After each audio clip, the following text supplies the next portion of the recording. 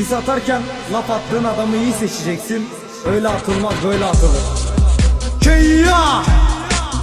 Hani heyecan yok diye bazıları sevinmiş. Hani bayağı bir havalar uçmuş.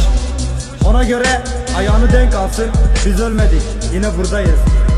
Çok rapçiyle karşılaştım ve de hepsine birden savaş açtım. Nice MC'lerin sesini kestik evlat, çok kişi bizden yara aldı. Kan dökmek isteyenlere gelelim, biz ölmedik aga buradayız.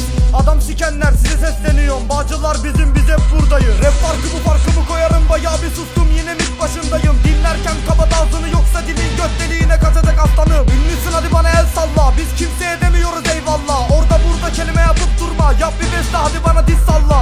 Çoluk çocuk bebe toylar pis kokuyorlar, atar yapar dünkü boklar. Kafanı kaldır bir bak çevrene, abi dediklerin hep yavşaklar. Arkanı kollayan abilerin dinlesin beni, az yavaşlasınlar. Kimse burada hükmü veremez, anladın mı? Kendine gel, burası Bağcılar. Burası bizim, burada biz varız. Kamiller hadi uzaklaşın, yüreği olan gelsin sustursun.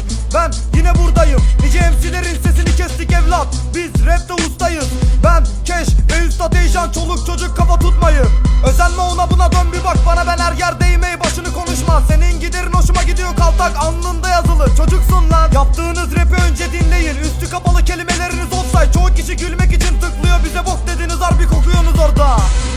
Bak bu sadece bir uyarı size. Hani devamı gelir, kimseden korkumuz yok. Nerede olduğumuzu da çok iyi biliyorsun.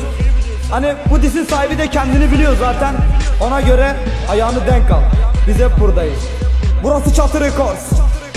Ben Keş Ömer, İstanbul, Eycan, o şimdi asker. Keyya!